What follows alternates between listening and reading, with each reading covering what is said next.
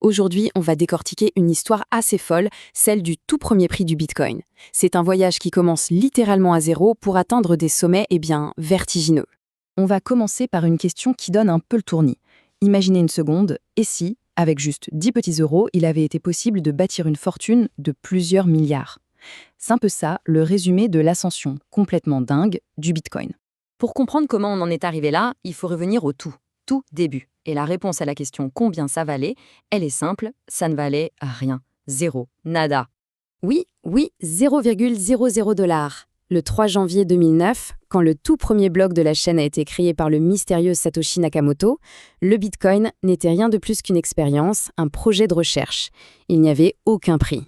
Pendant presque un an, le Bitcoin c'était juste un hobby pour un petit cercle de passionnés de cryptographie. Le seul coût pour en obtenir, c'était l'électricité que consommait un ordinateur pour le miner. Et ça s'arrêtait là. Alors, la grande question, c'est comment est-ce que cette expérience numérique a bien pu obtenir son tout premier prix? Allez, on plonge dans cette histoire. La toute première évaluation, elle n'est pas venue de la demande du marché. Pas du tout. Elle venait d'un calcul tout bête, le coût de production. Un site web, New Liberty Standard, a simplement calculé combien coûtait l'électricité pour miner un Bitcoin. Et voilà le résultat. Pour un seul dollar américain, on pouvait s'offrir plus de 1300 bitcoins. Ça montre bien à quel point à l'époque, personne ne voyait ça comme un investissement. C'était juste une curiosité technique. Si on fait le calcul inverse, ça veut dire qu'un bitcoin valait 0,0000076 $, moins d'un dixième de centime. Pour donner une idée, avec un billet de 5 $, on aurait pu en acheter plus de 6500. C'est juste incroyable quand on y pense aujourd'hui. D'accord, donc il y avait un prix, aussi minuscule soit-il. Mais un prix sur le papier, ça ne sert pas à grand-chose. La vraie question, c'est est-ce que ça avait une utilité? Et c'est là qu'on arrive à l'une des histoires les plus célèbres du monde des cryptos. Cette utilité, elle est arrivée sous une forme assez savoureuse, des pizzas. C'est vraiment le moment où le Bitcoin a prouvé qu'il pouvait être plus qu'un simple code informatique.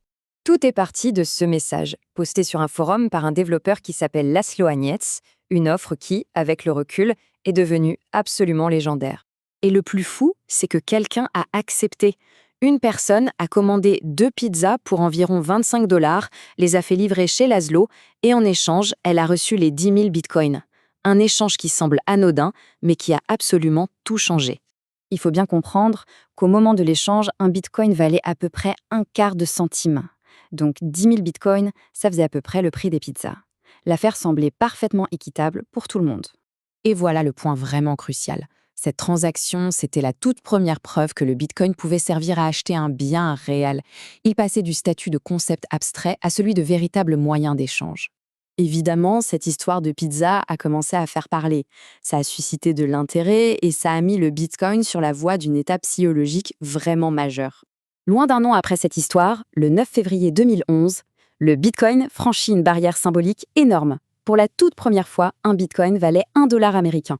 La parité était atteinte. Et à partir de ce fameux dollar, c'est le début des montagnes russes.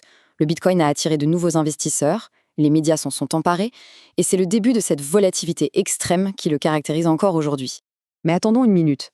Pour bien comprendre cette montée en puissance, il faut aussi comprendre pourquoi elle est restée si bas, si longtemps. Qu'est-ce qui bloquait? En fait, c'est assez simple. Les ingrédients de base de la valeur n'étaient pas là. Il n'y avait pas de liquidité, c'était très compliqué d'en acheter ou d'en vendre, il n'y avait pas de confiance dans cette nouvelle technologie, et, avant les pizzas, il n'y avait aucune utilité.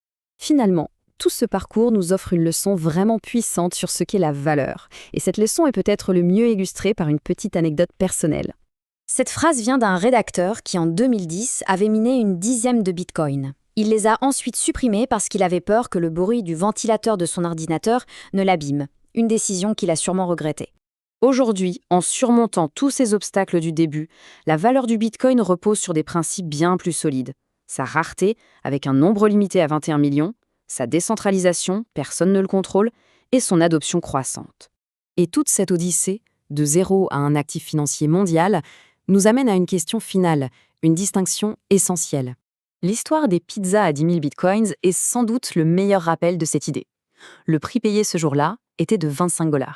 Mais la valeur que ces bitcoins allaient un jour représenter, c'est une toute autre histoire.